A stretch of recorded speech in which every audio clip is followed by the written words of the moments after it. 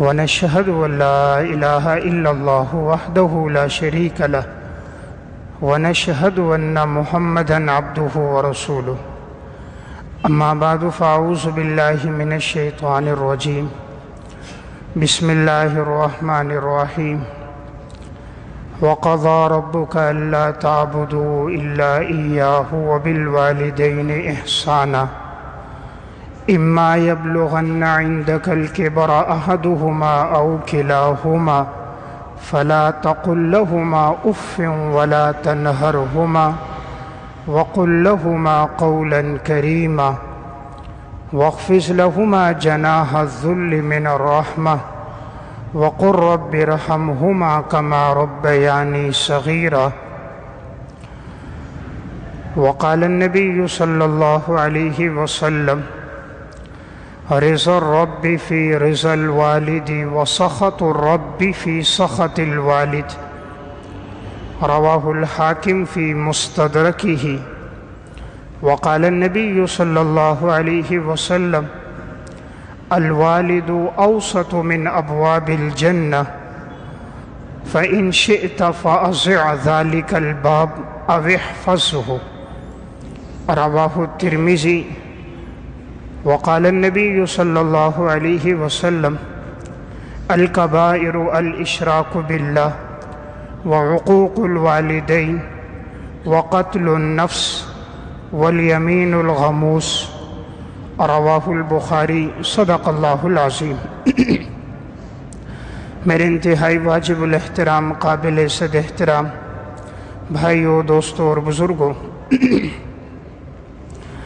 قرآن کریم میں اللہ رب العزت نے عموماً جہاں کہیں اپنا تذکرہ فرمایا تو اس کے متصل بعد والدین کا ذکر فرمایا۔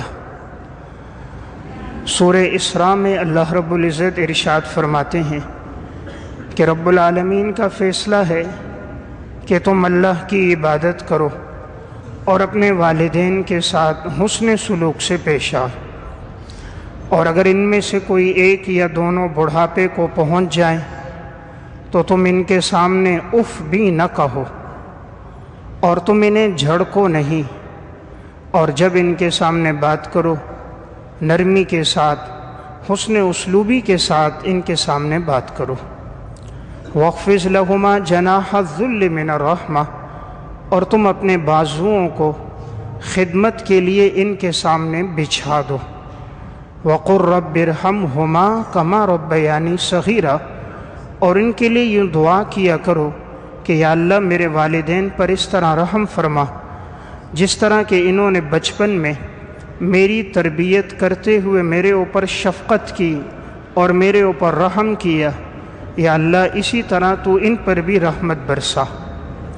تو رب العالمین نے قرآن کریم کی ان آیات میں والدین کے حقوق میں چند باتیں بیان فرمائیں۔ سب سے پہلی بات بیان فرمائی والدین کے ساتھ اچھا سلوک کرو۔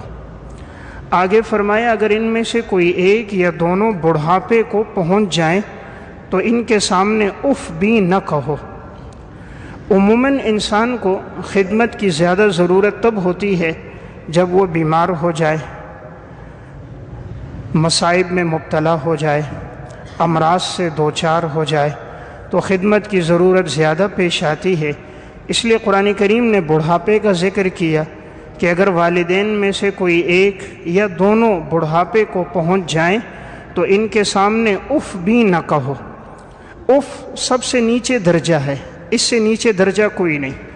اگر اس سے نیچے کوئی ہوتا رب العالمین اس کا بھی تذکرہ فرماتے ہیں، تو اللہ رب العزت نے فرمایا اف نہ کہو، یعنی والدین کے سامنے زبان بھی نہ کھولو، کوئی جواب دینے کے لیے زبان بھی ان کے سامنے مت کھولو، اور ان کو جھڑکو نہیں۔ وَقُلْ لَهُمَا قَوْلًا كَرِيمًا، اور ان کے سامنے جب بھی بات کرو نرمی کے ساتھ بات کرو، حسن اسلوبی کے ساتھ، عمدہ گفتگو، محبت برے انداز میں، میٹھے لہجے میں ان کے سامنے بات کرو، اور ان کے لیے یوں دعا کرو کہ یا اللہ جیسے بچپن میں میری تربیت کرتے ہوئے انہوں نے میرے اوپر شفقت کی، رحم کیا، مولا کریم اسی طرح تو ان پر بھی رحمت نازل فرما۔ قرآن کریم کی ان آیات میں اللہ رب العزت نے والدین کا تذکرہ فرمایا۔ ایک اور موقع پر بھی ارشاد فرمایا وَصَاحِبْهُمَا فِي الدُّنْيَا مَعْرُوفًا وَاتَّبِعْ سَبِيلَ مَنْ أَنَابَ إِلَيْهِ۔ حضرت لقمان رحمہ اللہ والدین کا تذکرہ کرتے ہوئے جب انہوں نے حضرت لقمان نے اللہ رب العزت کے حقوق کا تذکرہ فرمایا، انسان کو شرک سے روکا، بیٹے کو نصیحت کی کہ بیٹا ان الشرک لظلم عظیم، شرک بہت بڑا گناہ ہے، تو درمیان میں اللہ رب العزت نے ارشاد فرمایا وَوَصَّيْنَا الْإِنسَانَ بِوَالِدَيْهِ، ہم نے انسان کو وصیت کی ہے کہ اپنے والدین کے ساتھ حسن سلوک کرے، خاص طور پہ ماں کے ساتھ۔ حملته امه وهنا على وهن وفصاله في عامين ان اشكر لي ولوالديك الي المصير۔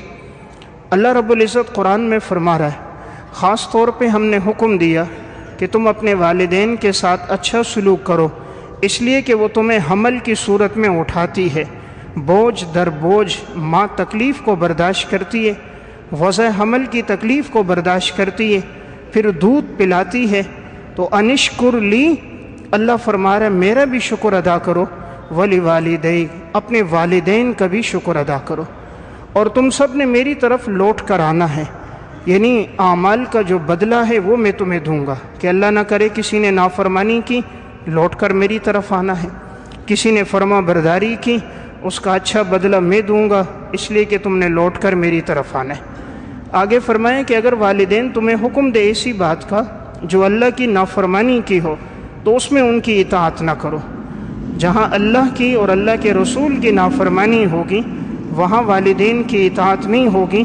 اس کے باوجود اللہ رب العزت فرماتے وَصَاحِبْهُمَا فِي الدُّنْيَا مَعْرُوفًا، تم ان کے ساتھ دنیا میں اچھا سلوک کرنا، یعنی والدین اگر غیر مسلم ہیں، معاذ اللہ مشرک ہیں، تب بھی ان کے ساتھ بد کلامی کرنا، بد اخلاقی سے پیش آنا جائز نہیں ہے، تب بھی ان کے ساتھ حسن سلوک سے پیش آئیں گے۔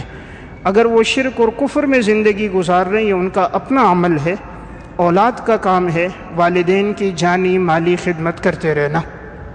تو میں عرض کر رہا ہوں قرآن کریم میں اللہ رب العزت جہاں اپنا تذکرہ فرما رہے ہیں وہاں والدین کا تذکرہ فرما رہے ہیں۔ سفیان بن عیینہ رحمۃ اللہ علیہ فرماتے ہیں، امام بغوی نے معالم التنزیل میں نقل فرمایا کہ اللہ تعالیٰ نے کہا میرا شکر ادا کرو اور اپنے والدین کا شکر ادا کرو، فرمائے اس کا مطلب ہے 5 نمازوں کو قائم کرو۔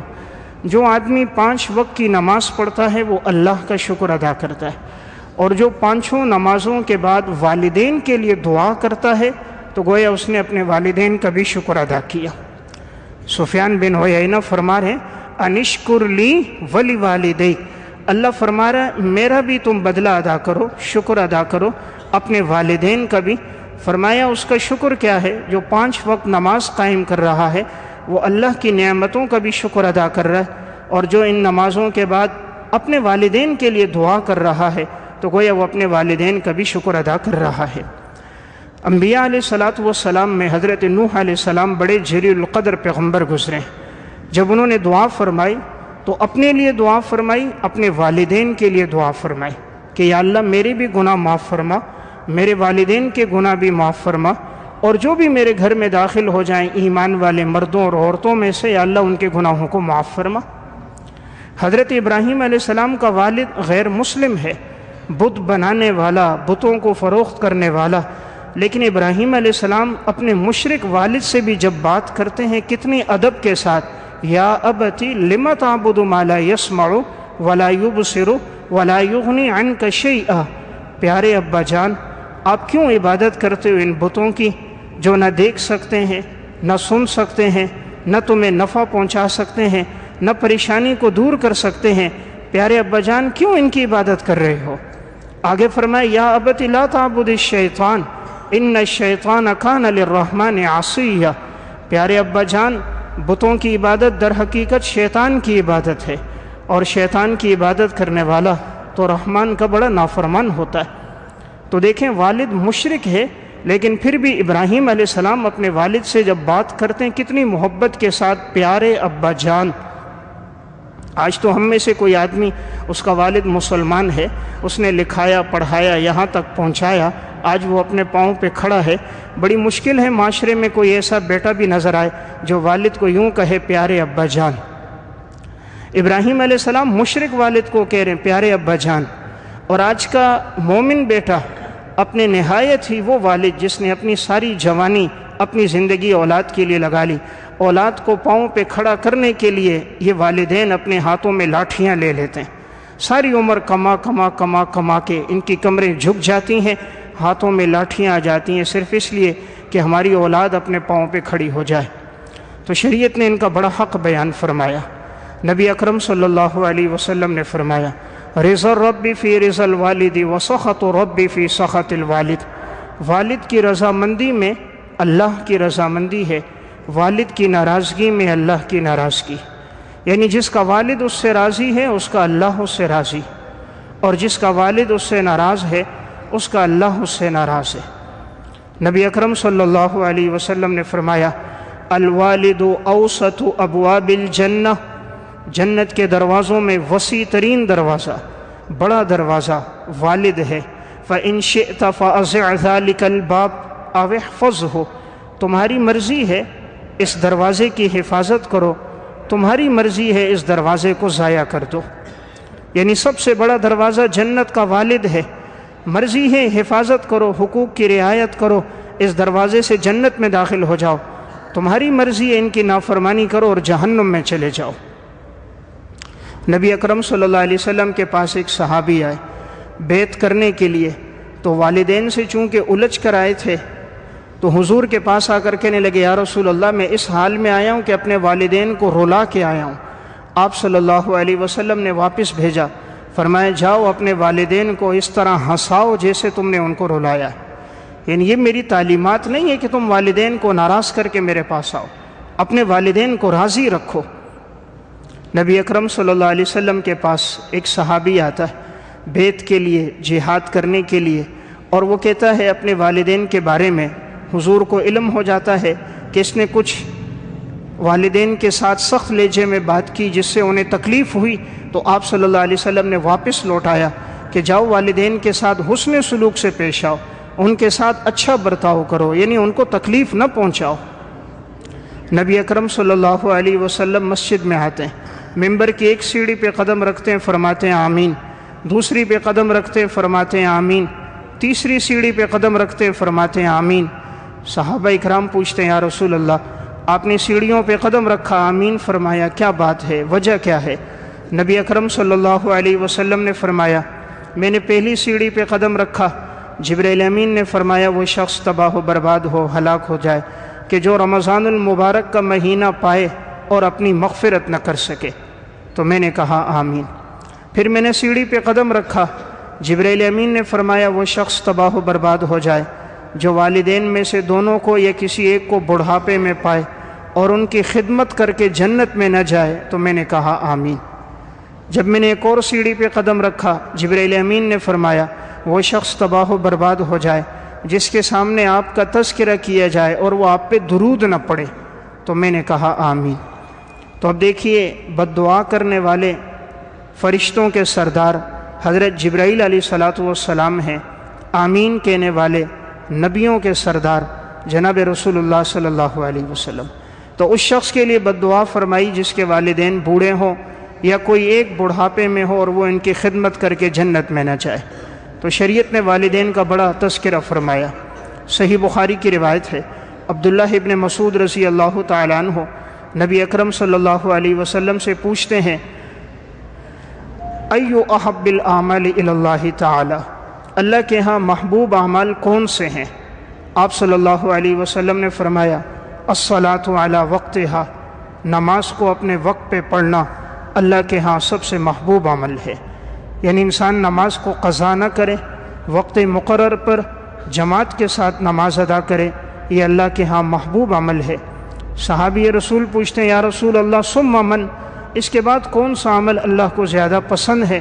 آپ نے فرمایا ثم بر الوالدین، پھر اللہ کو جو چیز پسند ہے وہ والدین کی خدمت ہے، والدین سے حسن سلوک اللہ کو پسند ہے۔ تو گویا رسول اللہ صلی اللہ علیہ وسلم نے نماز کے بعد جس عمل کا تذکرہ فرمایا کہ وہ اللہ کو پسند ہے وہ والدین کی خدمت پسند ہے۔ صحیح بخاری کی روایت ہے، نبی اکرم صلی اللہ علیہ وسلم کے پاس ایک صحابی آئے، فرمایا یا رسول اللہ من احق الناس بحسن صحابتی، سب سے زیادہ خدمت کا حقدار کون ہے؟ میں سب سے زیادہ خدمت کس کی کروں؟ حسن سلوک سے کس کے ساتھ پیش آؤں؟ آپ نے فرمایا اموں کا، اپنی ماں کے ساتھ۔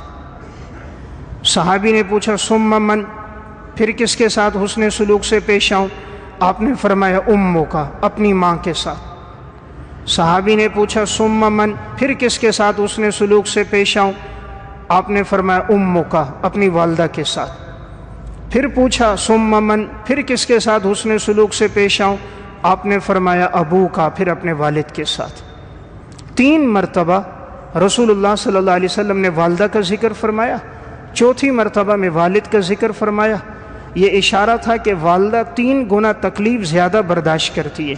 جب انسان ماں کے پیٹ میں ہوتا ہے 8 مہینے 9 مہینے تک، تو والدہ 9 مہینے تک حمل کی صورت میں تکلیف کو برداشت کرتی ہے۔ آج ہمارے اگر ہم کھانا زیادہ کھا لیں ہمارے سے چلنا مشکل ہو جاتا ہے۔ پیٹ کے ساتھ اگر کوئی آدھا کلو کا کوئی وزن باندھ دے چل پھر نہیں سکیں گے، لیکن یہ ماں ہوتی ہے 4-5 پاؤنڈ کا وزنی بچہ ہوتا ہے اور 9 مہینے تک وہ ماں کے پیٹ میں ہوتا ہے۔ اس دوران وہ گھر کے کام کاج بھی کرتی ہے، صفائی ستھرائی بھی کرتی ہے، وقت پہ کھانا بھی تیار کرتی ہے، شوہر کی خدمت بھی کرتی ہے، ساس سسر کی خدمت بھی کرتی ہے۔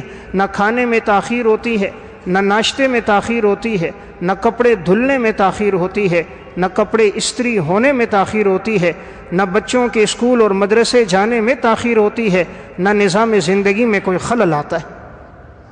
اس لیے فرمایا ماں ہے۔ پھر دوبارہ فرمایا کون؟ فرمایا دوسری چیز ماں جو برداشت کرے وہ وضع حمل کی تکلیف، کہ وضع حمل میں جو ماں کو تکلیف ہوتی ہے اس کا احساس ایک ماں ہی کر سکتی ہے۔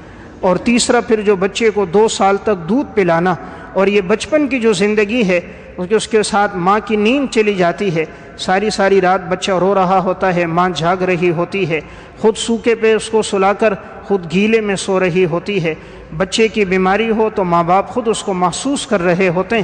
اس لیے آپ نے 3 مرتبہ ماں کا حق، چوتھی مرتبہ باپ کا حق بیان فرمایا۔ تو میں عرض کر رہا ہوں شریعت میں والدین کا بڑا تذکرہ ہے، اور جنہوں نے والدین کی خدمت کی اللہ نے آخرت سے پہلے دنیا میں بھی انہیں بدلہ عطا فرمایا۔ آخرت میں تو ہے ہی، دنیا میں بھی اللہ نے بدلہ دیا۔ امام بخاری رحمۃ اللہ علیہ نے صحیح بخاری بابو حدیث الغار میں حدیث نقل کی، نبی اکرم صلی اللہ علیہ وسلم نے بنی اسرائیل کا واقعہ بیان فرمایا کہ 3 آدمی راستے میں چلتے ہوئے جا رہے تھے، چلتے چلتے ایک صحرا سے گزر ہوا، بارش بہت تیز لگ گئی۔ انہوں نے سوچا کہ یہیں غار میں پناہ لے لیتے ہیں، جب بارش کم ہوگی تو ہم باہر منزل کی طرف جائیں گے۔ ایک غار کے اندر گئے، اللہ کا کرنا اوپر سے چٹان نیچے گری اور غار کا منہ بند ہو گیا۔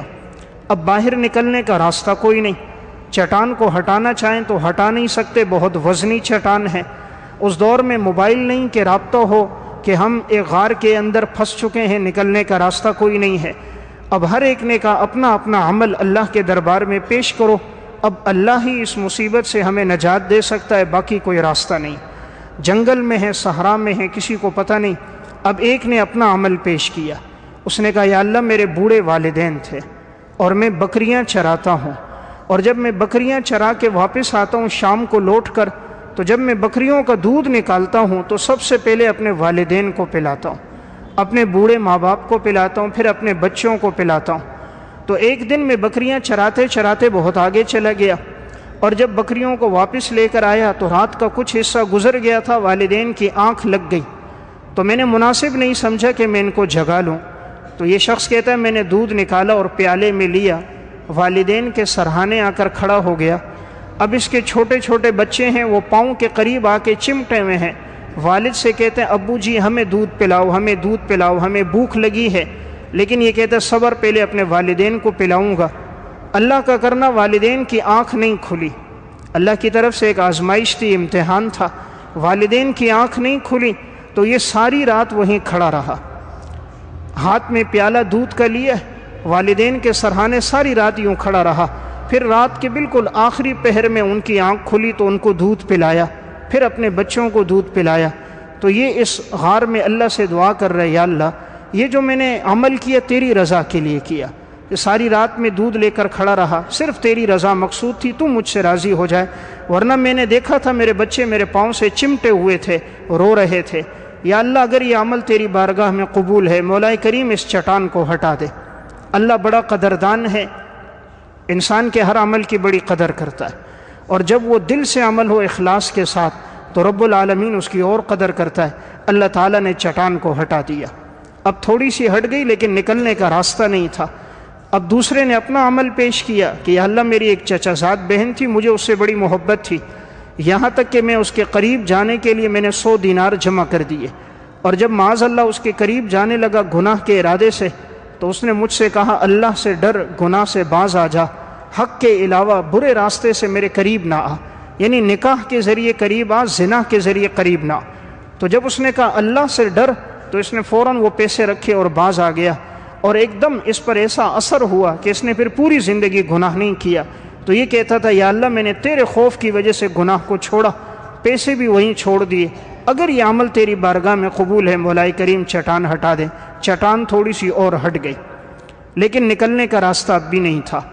اب تیسرے نے اپنا عمل پیش کیا، کہا کہ یا اللہ میرے پاس مزدور کام کے لیے آتے تھے، مزدوری کرتے تھے، ایک دفعہ ایک مزدور نے کام کیا، اس کو میں نے دیہاڑی دینی تھی لیکن وہ اپنی دیہاڑی لینا بھول گیا اور وہ چلا گیا، ایک عرصہ دراز گزرا وہ نہیں آیا، اس نے اس کی دیہاڑی کے پیسوں کو لیا اور کام میں لگایا، پہلے اس سے ایک بکری خریدی، اس سے ریوڑ بنا، پھر گائیں، پھر اونٹ اور پھر غلام۔ ایک عرصہ دراز کے بعد کافی وقت گزر گیا، وہ شخص اس کو ڈھونڈتے ڈھونڈتے آیا اور کہا وہ ایک بہت پہلے 35-40 سال پہلے میں نے تیرے پاس ایک دیہاڑی لگائی تھی اور وہ ایک دیہاڑی باقی ہے، وہ مجھے دے دے اجرت۔ اس نے کہا یہ جو جتنی بکریاں نظر آ رہی ہیں، جتنی گائیں، جتنے بیل ہیں، جتنے غلام ہیں، یہ سب تیرے ہیں، سب لے کر جا۔ اس نے کہا مجھ سے مذاق کر رہے ہو، میری تو ایک دیہاڑی ہے، تم کہہ رہے ہو سب بکریاں تیری، سب گائیں تیری۔ کہا نہیں، وہی تیری اجرت سے میں نے یہ سب کچھ لیا تھا، میں نے بکری لی اللہ نے اس میں برکت ڈالی، میں نے گائیں لی اللہ نے اس میں برکت ڈالی، پیسہ تیرا ہی تھا، یہ سب تیرا ہے۔ تو وہ بڑا خوش ہو گیا، بڑی دعائیں دیتے ہوئے جانے لگا۔ تو اب یہ شخص غار میں دعا کر رہا ہے یا اللہ یہ عمل میں نے تیرے لیے کیا، اگر تیری بارگاہ میں قبول ہے مولا کریم چٹان کو ہٹا دے۔ تو چٹان بالکل ہٹ گئی، اب یہ تینوں آدمی غار سے باہر آ گئے۔ تو معلوم ہوا انسان اپنی زندگی میں ایسا کوئی نیک عمل ضرور کرے کہ اگر وہ کسی مصیبت میں پھنس جائے، کسی تکلیف اور آزمائش میں ہو تو اللہ کے سامنے اپنا عمل پیش کر سکے۔ اب ہم اپنی زندگی پہ غور کریں، 40 سال 50 سال زندگی گزر گئی، کیا کوئی ایسا نیک عمل ہے جو صرف اللہ کی رضا کے لیے کیا ہو؟ کیا راتوں کا ایسا اٹھنا ہے؟ کیا راتوں کی ایسی تہجد اور عبادت ہے؟ کیا ایسی سخاوت ہے؟ کیا اللہ کے راستے میں ایسا جہاد ہے؟ کیا حج اور عمروں کی کثرت ہے؟ کیا زندگی میں قرآن کی تلاوت ہے؟ کیا اولاد کو دین کے ساتھ جوڑ کے رکھا ہے؟ کیا مسجدوں کو آباد کیا ہے؟ کیا رب کے نام پر خرچ کیا ہے؟ کیا زبان اللہ کے ذکر سے تر رہتی ہے؟ اگر ایسے اعمال ہیں تو یا اللہ تیرا شکر ہے، اور اگر ایسے اعمال نہیں ہیں تو ہمیں فکر مندی کرنی چاہیے۔ تو میرا واقعہ سنانے کا مقصد، اللہ نے جو چٹان کو ہٹایا، عمل کیا تھا؟ والدین کے ساتھ حسن سلوک۔ تو اس لیے میں بات عرض کر رہا تھا، اللہ آخرت سے پہلے پہلے دنیا میں بھی بدلہ عطا فرماتا ہے۔ صحیح مسلم کتاب الفضائل میں اور حلیۃ الاولیاء میں واقعہ حضرت عمر رضی اللہ تعالیٰ عنہ جب کوئی قافلہ آتا تھا یمن سے پوچھتے تھے، ایک دفعہ یمن سے قافلہ آ رہا ہے تو پوچھتے ہیں کیا تمہارے درمیان اویس بن عامر موجود ہیں؟ ایک دفعہ پوچھا، دوسری دفعہ، تیسری دفعہ، ایک قافلے میں پتہ چل گیا موجود ہیں، جو مشہور ہیں اویس قرنی کے نام سے۔ تو جب پتہ چلا حضرت عمر رضی اللہ تعالیٰ عنہ ان کے پاس گئے، ان سے پوچھا کیا تم یمن کے رہنے والے ہو؟ جی یمن کا رہنے والا ہوں۔ کیا تمہارا قبیلہ قرن ہے؟ کہا جی قرن ہے۔ قرن کی شاخ مراد کے رہنے والے ہو؟ جی مراد کا رہنے والا ہوں۔ کیا تمہارے جسم پہ برس کی بیماری آئی تھی اور وہ ساری بیماری ختم ہو گئی اور ایک درہم کے برابر نشان باقی رہ گیا تھا؟ انہوں نے کہا ہاں ایسا ہوا ہے، بیماری تھی ختم ہو گئی اور ایک درہم کے برابر میرے جسم پر نشان باقی ہے۔ کیا تمہاری والدہ موجود ہے؟ کہا ہاں والدہ ہے۔ کہا تم اس کی خدمت کرتے رہے؟ کہا اللہ نے توفیق دی، اس کی میں خدمت کرتا رہا۔ حضرت عمر رضی اللہ تعالیٰ نے اس موقع پر یہ حدیث سنائی کہ میں نے نبی اکرم صلی اللہ علیہ وسلم سے سنا تھا ایک شخص آئے گا، اویس اس کا نام ہوگا، یمن کا رہنے والا ہوگا، قرن سے ہوگا، قرن کی شاخ مراد سے ہوگا، جسم میں برس کی بیماری لگی ہوگی، درہم کے برابر نشان باقی ہوگا، والدہ کا بڑا خدمت گزار فرما بردار ہوگا۔ عمر اگر تمہیں ملے اس سے اپنے لیے دعا کرا دینا، وہ ایسا نہیں کہ لو اقسم علی اللہ لابرہ، اگر وہ اللہ کے نام کی قسم کھا لے اللہ اس کی قسم کی لاج رکھتا ہے، جو قسم کھائے اللہ اس کو پورا کرتا ہے، وہ جو دعا کرے اللہ قبول کرتا ہے، تو اس سے اپنے لیے دعا کروانا، استغفار کروانا۔ حضرت عمر نے ان سے کہا، حضرت اویس قرنی نے حضرت عمر رضی اللہ تعالیٰ عنہ کے لیے دعا فرمائی۔ حضرت عمر نے فرمایا اب کہاں جاؤ گے؟ کہا کوفہ جاؤں گا۔ فرمایا اگر تم چاہو میں تمہارے لیے ایک تحریر لکھ دوں تاکہ کوفہ کا گورنر تمہارا خیال رکھے، یعنی تمہیں زیادہ اکرام کرے، احترام کرے، ضرورتیں تمہاری پوری کرے، دراہم دینار وغیرہ دے۔ فرمایا نہیں، میں چاہتا ہوں گمنامی کی زندگی میں اسی طرح رہوں۔ حضرت عمر نے ان کو روانہ کیا، دعاؤں کی درخواست کی۔ پھر ایک عرصے کے بعد ایک اور قافلہ آیا، ان سے پوچھا اویس کے بارے میں، تو اس نے کہا ان کے حالات تو اب ایسے ہیں، تھوڑے پسماندہ حالات ہیں، فقر کے حالات ہیں۔ حضرت عمر نے فرمایا کیا میں وہاں لکھ کر بھیج دیتا ہوں تاکہ وہ لوگ ان کے ساتھ حسن سلوک کریں؟ کہا نہیں، وہ جس علاقے میں دیکھتے ہیں ان کی شہرت ہوتی ہے وہ چھوڑ کر دوسرے علاقے میں چلے جاتے ہیں۔ پھر جب یہ شخص واپس ہوا حضرت اویس سے ملا، کہا میرے لیے دعا کرو۔ اس نے کہا حج سے آپ آئے ہو، آپ دعا کرو۔ فرمایا نہیں، آپ دعا کرو۔ اصرار کیا۔ اس نے کہا کیا تمہاری ملاقات حضرت عمر سے تو نہیں ہوئی؟ کہا ہاں عمر سے ہوئی ہے۔ تو انہوں نے ان کے لیے دعا کی۔ پھر حضرت اویس وہ علاقہ چھوڑ کر دوسرے میں چلے گئے تاکہ کسی کو پتہ نہ چلے۔ واقعہ سنانے کا مقصد حضرت عمر جیسا انسان 22 لاکھ مربع میل کا فاتح، جن کے لیے نبی اکرم صلی اللہ علیہ وسلم نے خود دعا کی کہ یا اللہ اسلام کو عزت عطا فرما، عمر کو اسلام کی دولت سے مالا مال فرما، جن کے لیے حضور فرما رہے لو کان بعدی نبی لکان عمر، میرے بعد نبوت کا سلسلہ ہوتا تو عمر نبی ہوتا۔ وہ حضرت عمر اویس قرنی سے اپنے لیے دعا کروا رہے ہیں، استغفار کروا رہے ہیں۔ عمل کیا تھا؟ حضرت اویس والدہ کے فرما بردار تھے، والدہ کے خدمتگار تھے کہ حضور نے وصیت فرمائی ان سے اپنے لیے دعا کراؤ۔ اس لیے میں عرض کر رہا تھا والدین اللہ کی طرف سے ایک بہت بڑی نعمت ہے، جنہوں نے قدر کی اللہ تعالیٰ نے آخرت میں تو بدلہ دینا ہی ہے، اللہ نے دنیا میں بھی ان کو بہترین بدلہ عطا فرمایا۔ سلف میں کتنی قدردانی ہوتی تھی۔ علامہ ابن جوزی رحمۃ اللہ علیہ نے البر والصلہ میں ایک واقعہ لکھا، ایک شخص اپنی والدہ کو کندھے پہ اٹھایا ہوا ہے، حج کروا رہا ہے، طواف کر رہا ہے، صفا مروہ کی سعی کر رہا ہے۔ حضرت عمر نے ان کو دیکھا، آنکھوں میں آنسو آ گئے۔ فرمایا کاش عمر کی بھی والدہ ہوتی، عمر اس کو بھی کندھے پہ اٹھاتا، اس طرح حج اور عمرہ کرواتا۔ پھر فرمایا یہ جو عمل ہے میرے نزدیک سرخ اونٹوں سے زیادہ بہتر ہے۔ کوئی آدمی اللہ کے راستے میں سرخ اونٹ خرچ کرے، ذبح کرے، دے دے، اس سے زیادہ بہتر ہے کہ وہ اپنے والدین کی یوں خدمت کرے۔ علامہ ابن جوزی نے البر والصلہ میں لکھا، عبید اللہ بن عمیر رحمۃ اللہ علیہ بیت اللہ کا طواف کر رہے ہیں، ایک شخص کو دیکھا اپنی بوڑھی والدہ کو ہاتھوں میں اٹھایا ہوا۔ آج تو ویل چیئر ہے، لیکن آج بھی ایسے نادان ہیں کہ وہ ویل چیئر چلانا بھی اپنی شان کے مناسب نہیں سمجھتے۔ بوڑھی ماں بیٹھی ہے، بوڑھا باپ بیٹھا ہوا ہے، خود نہیں چلاتے، کسی اور سے کہیں گے تو چلا، تجھے 20 ریال 25 دے دوں گا، اس کی شان میں کمی آئے گی۔ اس دور کے دیکھو مسلمان کیسے، بوڑھی ماں کو کندھے پہ اٹھا کر لایا، یمن سے چلا ہے، بیت اللہ پہنچا ہے، ماں کو کندھے پہ اٹھا کر لایا، بیت اللہ کا طواف کر رہا ہے۔ عبید اللہ بن عمیر وہاں کھڑے تھے، تو اس نے اچانک پوچھا میں والدہ کو وہاں سے لے کر آیا ہوں، طواف کرا رہا ہوں، کیا میں نے حق ادا کر دیا؟ انہوں نے بڑا لمبا سانس لیا، فرمایا بیٹا تم نے اس ایک سانس کا بھی حق ادا نہیں کیا جو ماں نے پرورش کرتے ہوئے، تکلیفیں گزارتے ہوئے ایک سانس لیا تھا، تم نے اس کا بھی حق نہیں ادا کیا۔ تو میں عرض کر رہا ہوں سلف کی زندگیوں میں قدردانی تھی، رب العالمین نے ان لوگوں کو نوازا بھی تھا۔ سیر و اعلام النبلاء میں واقعہ محمد بن سیرین رحمۃ اللہ علیہ اپنے دور کے تابعی ہیں، بہت بڑے تابعی ہیں، اپنے دور کے بڑے معبر ہیں۔ اللہ نے علم تعبیر میں ان کو بڑا مقام دیا تھا، تابعی بھی ہیں۔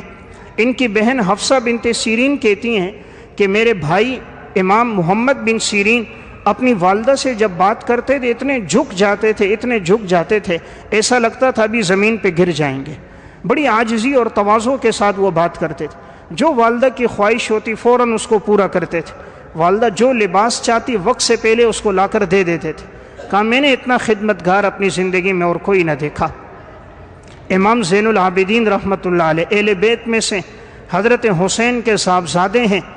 وفیات الاعیان میں علامہ ابن خلقان رحمۃ اللہ علیہ لکھتے ہیں جب ماں کے ساتھ بیٹھتے دسترخوان پہ تو کھانا نہ کھاتے پہلے والدہ کھا لیتی. کہتے آپ کھا لو. فرمایا نہیں. کسی نے پوچھا حضرت کیوں نہیں کھاتے؟ فرمایا میں سوچتا ہوں ہو سکتا ہے کھانا کھانے کے دوران روٹی کے کسی حصے پر گوشت کی بوٹی پر میری نظر ہو میں توڑ لوں، والدہ کی چاہت ہو کہ میں کھاؤں اور اس جگہ سے اگر میں کھا لوں تو میری ماں کو تکلیف ہوگی، میں نہیں چاہتا میری وجہ سے میری والدہ کو اتنی تکلیف پہنچ جائے. اس لیے ماں کو کھانا کھلانے کے بعد جو بچ جاتا تھا، امام زین العابدین جو دن میں 1000 رکعت نوافل پڑھتے تھے. امام ذہبی نے العبر فی خبر من غبر میں لکھا، روض الریاحین میں بھی واقعہ جن کی وفات کے بعد پتہ چلا تھا 100 سے زائد گھروں کا خرچہ برداشت کرنے والا زین العابدین تھا. اپنی کمر پہ بوریاں اٹھا کر رات کے آخری پہر میں غریبوں کے دروازوں پہ لا کر دستک دے کے چلے جاتے تھے. کسی کو نہیں پتہ ہوتا تھا یہ راشن لانے والا کون ہے. جس وقت غسل دینے لگے تو کمر پہ بوریوں کے نشانات تھے. خادم خاص کے ذریعے سے پتہ چلا کہ حضرت کمر پہ بوریاں اٹھا کر غریبوں کے گھر پہ راشن پہنچاتے تھے، اس کی وجہ سے آپ کی کمر پہ نشانات پڑ گئے. تو میرا واقعہ سنانے کا مقصد اتنے نیک آدمی لیکن کتنی خدمت میں انہوں نے زندگی گزار دی. حضرت بایزید بسطامی رحمۃ اللہ علیہ بڑے اللہ والے بزرگ گزرے ہیں. نزہۃ المجالس میں واقع ہے ایک دفعہ ماں نے پانی مانگا کہ بیٹا پانی لے کر آؤ اور فلاں جگہ نہر سے لے کر آؤ. امام بایزید بسطامی رحمۃ اللہ علیہ گئے، نہر سے کٹورے میں پانی لے کر آئے. جب تک گھر پہنچے تو والدہ کی آنکھ لگ گئی. اب مناسب نہ سمجھا کہ بوڑھی ماں کو نیند سے جگاؤں، تو سردی کا موسم تھا، پانی بھی بہت ٹھنڈا تھا، تو ان کا ہاتھ اس کٹورے کے ساتھ لگ کر کچھ چپک بھی گیا. ٹھنڈک کی وجہ سے جسم بھی کانپ رہا تھا، لیکن مناسب نہ سمجھا ماں کی نیند میں خلل آ جائے. کھڑے رہے. رات کے آخری پہر میں جا کر ماں کی آنکھ کھلی. جب بیٹے بایزید کو دیکھا کہ اس وقت سے لے کر اب تک کھڑا ہے اور اس نے مجھے جگایا بھی نہیں، اف بھی نہیں کی، تو ماں بڑی خوش ہو گئی. بایزید کو سینے سے لگایا، دعائیں دی، یا اللہ تو اسے علم عطا فرما، یا اللہ تو اسے عزت عطا فرما. اللہ نے پھر وہ عزت دی ہے بایزید کو، وہ عزت آج بھی اولیاء اللہ کا جب نام آتا ہے حضرت بایزید بسطامی کا نام ان میں نمایاں طور پر موجود ہوتا ہے. تو جب انسان دل سے خدمت کر رہا ہوتا ہے تو والدین کی بھی دل سے دعا نکل رہی ہوتی ہے. اس لیے جنہوں نے کی اللہ نے ان لوگوں کو نوازا، دنیا بھی عطا فرمائی، اللہ تعالیٰ نے ان کو آخرت بھی عطا فرمائی. جتنا اخلاص تھا اللہ نے اتنا بہترین بدلہ عطا فرمایا. امام بہقی رحمۃ اللہ علیہ نے شعب الایمان میں اور علامہ دمیری نے حیات الحیوان میں ایک واقعہ لکھا. امام طاؤس رحمۃ اللہ علیہ فرماتے ہیں ایک شخص کے 4 بیٹے تھے. وہ شخص بیمار ہو گیا، اس کی دولت پیسہ بہت تھا. اب جو بڑے بیٹے تھے وہ آپس میں سب الجھنے لگے کہ والد کی دولت ہے، کیا ترتیب بنائی جائے، تقسیم کیسے کی جائے. حالانکہ والد ابھی بستر پر ہے. اتنی فکر کسی کو نہیں ہے کہ والد کی ذمہ داری کریں، خدمت کریں. وہ تقسیم پر آپس میں الجھ رہے ہیں کہ تقسیم کس طرح کریں گے، اتنا حصہ میرا ہوگا، اتنا تیرا ہوگا، فلاں پلاٹ میرا، فلاں جائیداد میری. جیسے آج کی اولاد ہے، والد بوڑھا بستر پر خدمت کا محتاج اور اولاد باپ کی میراث کی تقسیم کے بارے میں جھگڑ رہی ہوتی ہے. تو چھوٹے بیٹے نے کہا تم تینوں بڑے بھائی سب میراث لے لو، خدمت میرے سپرد کر دو، مجھے خدمت چاہیے، پیسے نہیں چاہیے. بڑوں نے کہا یہ تو بڑی اچھی بات ہو گئی، پیسہ بھی نہیں لے رہا اور خدمت جو مشکل کام ہے وہ بھی اپنے ذمے لے رہا ہے. انہوں نے بوڑھا باپ اس کے پاس چھوڑا، جتنی دولت پیسہ تھی بڑے بھائی تھے سب آپس میں تقسیم کی اور چلے گئے. یہ چھوٹا اپنے باپ کی خدمت کرتا رہا، بڑی خدمت کی اس نے. دن بھر اس کے خدمت میں ہوتا، کام کاج نہ کر سکتا، گزر بسر چلتا رہا. لیکن والد دعا کرتا تھا یا اللہ اس نے میری خاطر دنیا کو چھوڑا، یا اللہ اس کو اتنی دنیا عطا فرما، اتنی عطا فرما کہ سارے بھائی بھی، علاقے والے بھی، کنبے والے بھی، خاندان والے بھی اس کے محتاج ہو جائیں، اس کو کسی کا محتاج نہ بنا. اللہ نے ایسا نوازا، والد کی خدمت کرتا رہا. ان کا انتقال ہو گیا. انتقال کے بعد گھر میں حالات تنگ دستی کے آئے. ایک دن رات خواب دیکھتا ہے اور کوئی کہتا ہے جاؤ فلان چٹان کے نیچے 100 دینار ہیں لے لو. یہ پوچھتا ہے کیا اس میں برکت ہے؟ خواب میں کہتا نہیں برکت تو نہیں ہے. کہتا جب برکت نہیں ہے تو میں نہیں اٹھاتا. صبح اٹھا، بیوی کو واقعہ سنایا. بیوی نے کہا اللہ کے بندے جب 100 دینار مل رہے ہیں لے کے آ جا، گھر کے حالات تنگ دستی کے. اس نے کہا جب برکت نہیں ہے تو میں نہیں لیتا۔ دوسرے دن خواب دیکھا، پھر کوئی کہہ رہا ہے فلاں چٹان کے نیچے 10 دینار ہیں، پوچھتا ہے برکت ہے؟ کہا جی برکت تو نہیں ہے، پھر اس نے نہیں لیے۔ بیوی کو کہا، اس نے پھر یہی بات کی کہ اٹھا لو۔ تیسرے دن پھر خواب دیکھتا ہے، کوئی کہتا ہے 2 دینار ہیں اٹھا لو، یہ پوچھتا ہے کیا برکت ہے؟ کہا ہاں برکت ہیں۔ یہ اٹھتا ہے 2 دینار لے کر آتا ہے، راستے سے آتا ہوا ایک آدمی مچھلیاں بیچ رہا ہے۔ امام بیہقی جیسا بڑا عالم بھی یہ واقعہ لکھ رہا ہے شعب الایمان میں، کہتے ہیں کہ وہ راستے میں اس نے 2 دینار کی 2 مچھلیاں لے لی، مچھلیاں لے کر گھر آیا، جب مچھلیوں کو کاٹا تو ہر مچھلی کے پیٹ سے ایک ایسا قیمتی ہیرا نکلا کہ اس دور میں اس جیسا ہیرا کسی کے پاس موجود نہیں تھا۔ بادشاہ وقت تک خبر پہنچ گئی، اس کے پاس جب یہ ہیرے کی بات آئی اس نے کہا لے کر آؤ، دکھایا، واقعی بہت قیمتی ہیرا تھا۔ اس نے کہا بھئی کتنے میں بیچو گے؟ انہوں نے کہا خچروں پہ سونا لاد کر دو گے پھر بیچوں گا۔ اس دور میں بادشاہ کے پاس بڑی دولت اور پیسہ تھا، سونے کی کانیں، چاندی کی کانیں تھیں اس کے پاس۔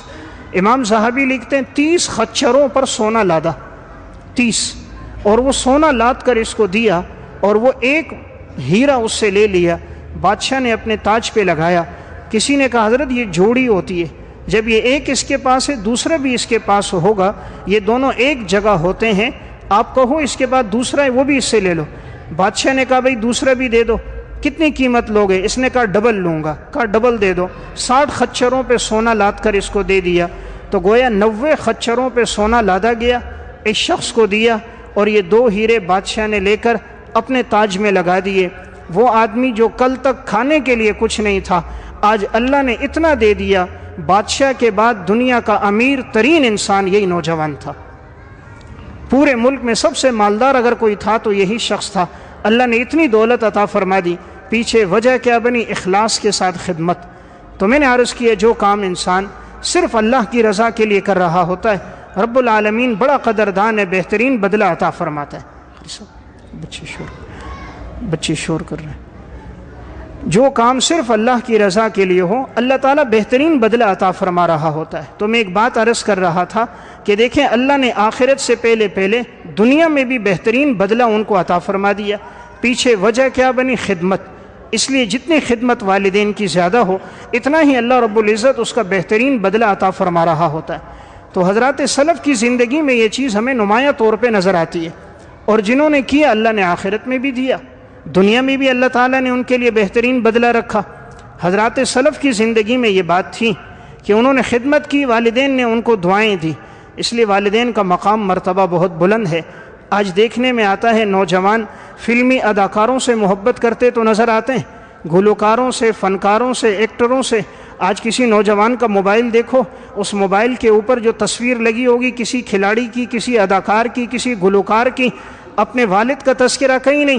جس والد نے کماتے کماتے اس کے بالوں میں سفیدی آ گئی، کمر جھک گئی، کانوں کی شنوائی اس کی چلی گئی، زبان کی گویائی چلی گئی، اس سے بیٹا بات کرتا ہے تو بد اخلاقی سے پیش آتا ہے۔ وہ ماں جس نے اپنی ساری زندگی اولاد کی خاطر لگا دی، آج اس کو کہتے ہیں جی اس کو حالات کا کیا پتہ، معاشرے کا کیا پتہ۔ یہ وہی ماں ہوتی ہے جو گرم اولاد کو کھلاتی ہے، ٹھنڈا خود کھا رہی ہوتی ہے، گوشت کی بوٹیاں اولاد کے سامنے رکھتی ہے، ہڈیوں کو خود چوس رہی ہوتی ہے، بچا ہوا خود کھا رہی ہوتی ہے، تازہ اولاد کو کھلا رہی ہوتی ہے۔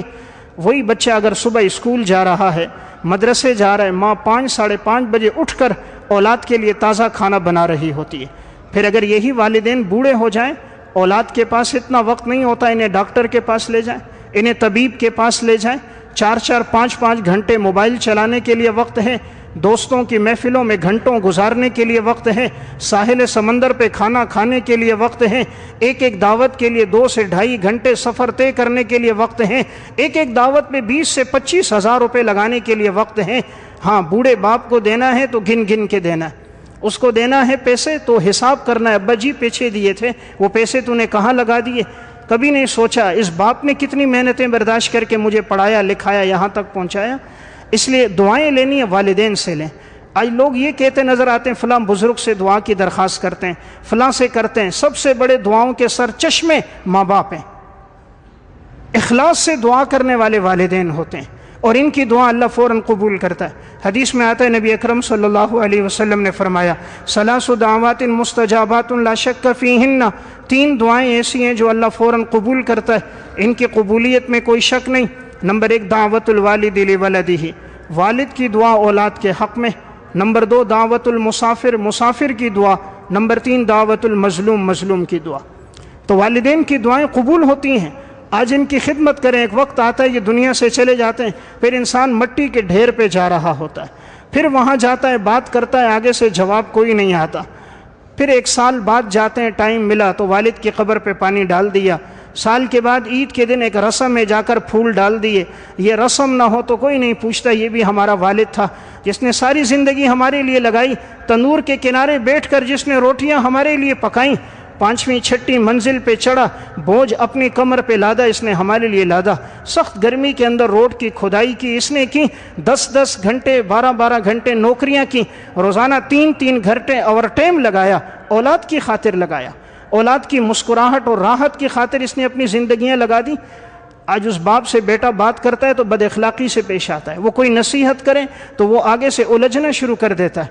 تو دنیا میں سب سے زیادہ احسانات اللہ رب العزت کے بعد والدین کے ہوتے ہیں. تو یہ بڑے سرچشمے ہیں، جنہوں نے قدر کی اللہ نے بدلہ دیا. اردو کی کتاب انمول واقعات، ڈاکٹر محمد بلوچ لکھتے میرا بھائی بیمار ہو گیا، دل کے عارضے میں مبتلا تھا، جسم اس کا سوج گیا، پی لیا اس کو ہو گیا. ڈاکٹروں نے بتایا کہ بھئی اس کی حالت نازک ہے. کہا نشتر ہسپتال لے کر گئے، وہاں پہنچے، علاج چل رہا تھا، وہ بات نہیں کر سکتا تھا لیکن کہا بڑا فرما بردار تھا والدہ کے حق میں. تو اس وقت اس نے والدہ کی پاؤں کی طرف اشارہ کیا. میں سمجھ رہا تھا شاید کہہ رہے کہ جوتیاں ٹھیک کرو. میں نے والدہ کے پاؤں میں جوتی ٹھیک کی. بوڑھی ماں بیٹھی ہے بیٹے کے قریب، تو انہوں نے پھر اس کو اشارہ کیا، نہ سمجھ سکے تو ہاتھوں سے اشارہ کیا کہ ماں کے پاؤں دھو لو اور وہ پانی مجھے دو. بول تو نہیں سکتا تھا، بیمار تھا، لیکن تھا بڑا فرما بردار. تو ڈاکٹر محمد بلوچ کہتے ہیں مجھے یہ بات سمجھ نہیں آ رہی تھی، لیکن بھائی کہہ رہا تھا، میں نے کر دیا. ماں کے پاؤں دھوئے، جو پانی تھا اس کو دیا، اس نے اس پانی کو لیا اور پی لیا. کہا تھوڑی دیر کے بعد ہمارے بھائی کو پیشاب آ گیا، سہارے کے ساتھ میں لے کر گیا، 1 دفعہ 2 دفعہ 3 دفعہ پیشاب کیا.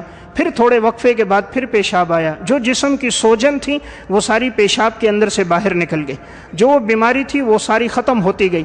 گھنٹے کے بعد پھر پانی مانگا، اگلے دن پھر 3 دن کے بعد جب ہم نے ٹیسٹ کیے تو حیرت انگیز طور پر بیماری جڑ سے ختم ہو گئی. کوئی علاج نہیں کیا، صرف ماں کے پاؤں دھو کر اس نے پانی پیا. جو کام صرف اللہ کے لیے ہوتا ہے نا، رب العالمین بڑا قدردان ہے. شفا تو اللہ دیتا ہے، یہ گولی تھوڑی ٹھیک کرتی ہے، شفا تو اللہ کے امر سے آتی. تو مخلص تھا، محبت تھی، اللہ نے عمل کی بڑی قدردانی کی. اور جہاں نافرمانی ہوتی ہے اس کی سزا بھی اللہ دیتا ہے. اسی انمول واقعات میں واقعہ ایک میجر صاحب تھے، اپنی والدہ کے ساتھ الجھ گئے تو ایسے لڑنا شروع ہو گئے. والدہ کو لاتوں کے ساتھ مارا، ایک لات سے مارا، دوسری سے مارا، جیسے کوئی فٹ بال کھیلتا ہے. یہ بدبخت اپنی ماں کو یوں مارنے لگا. تو ماں نے آگے سے کہہ دیا یا اللہ ان لاتوں کو توڑ دے، یہ باقی نہ بچیں. تو اس نے کہا، اپنی ماں سے کہا تیری بد دعائیں نہیں لگتی. وہاں سے اٹھ کر اپنے بچوں کو لے کر نکلا، ریل گاڑی میں بٹھا رہا تھا، سامان سارا رکھ دیا. سامان رکھتے رکھتے ریل چلنے لگ گئی. تو یہ جیسے ریل پہ چڑھنے لگا پاؤں پھسلا، نیچے آیا، دونوں پاؤں ریل کے نیچے آئے اور دونوں پاؤں کٹ کر وہیں الگ ہو گئے. آدھے گھنٹے کا وقت گزرا ہے. ادھر ماں نے کہا ادھر آدھا گھنٹہ گزرا ہے، دونوں پاؤں جڑ سے الگ ہو گئے اور یہاں ران سے نیچے دونوں پاؤں کٹ گئے. تو جو ماں نے کہا تھا اللہ نے تیر بہدف کر کے سامنے اللہ لے آئے.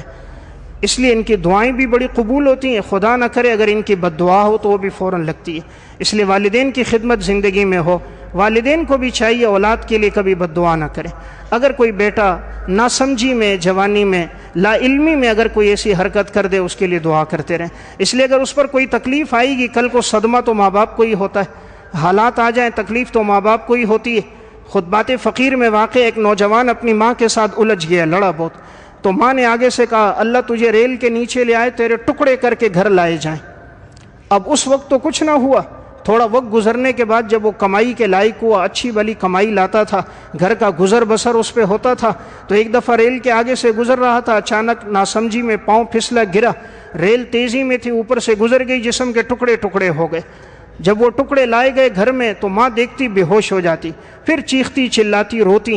3 دن کے بعد جب آنکھ لگی تو خواب دیکھتی ہے، کوئی کہنے والا کہہ رہا ہے اب تو کیوں رو رہی، تو نے خود ہی تو کہا تھا بیٹے کے ٹکڑے ہو جائیں اور وہ ٹکڑے گھر لائے جائیں. تو وہی ہوا جو تو نے کہا. اس لیے والدین کو بھی چاہیے اولاد کے حق میں بد دعا نہ کریں، اولاد کے حق میں دعا کریں. اللہ نے والدین کی دعا رب العالمین بڑی قبول کرتا ہے۔ اللہ نے کتنی تاثیر رکھی ہے، والدین بھی کبھی دل سے دعا نہیں کرتے، ورنہ اگر یہ دل سے دعا کریں، لمبی راتیں ہیں، رات کے آخری پہر میں اٹھیں، اللہ کے سامنے روئیں، رب العالمین آنسوؤں کی بڑی لاج رکھتا ہے، اور جو دل سے دعا کرتا ہے اللہ اس کی قدر کرتا ہے۔ امام بخاری پیدا ہوئے تو نابینا ہو گئے تھے، چند دنوں بعد ماں اٹھتی رات کو دعا کرتی اللہ کے سامنے، 3 دن روئی ہے، اللہ نے آنسوؤں کی ایسی لاج رکھی۔ چوتھے دن ابراہیم علیہ السلام کی زیارت ہوئی، فرمایا اللہ نے تیری دعاؤں کی وجہ سے تیرے بیٹے کی بینائی کو لوٹا دیا۔ تو ماں باپ کی دعا میں بھی بڑی طاقت ہے۔ تو والدین کا کام ہے اولاد کے حق میں دعا گو ہوں، اولاد کا کام ہے والدین کی خدمت کرتے رہیں، ان سے دعائیں لیتے رہیں۔ کوئی نافرمانی ہو گئی ہے ان سے معافی مانگیں، ورنہ اس کا برا سلوک سامنے آئے گا۔ انسان جو اپنے ماں باپ کے ساتھ کرتا ہے مکافات عمل ہے، وہی اس کے ساتھ ہو رہا ہوتا ہے۔ امام اصمعی کہتے ہیں ایک اعرابی کہہ رہا تھا، میں سوچنے لگا دنیا کا بدبخت انسان دیکھوں، عاقبت عقوق الوالدین میں واقع ہے، تو میں دنیا میں بدبخت کو تلاش کر رہا تھا۔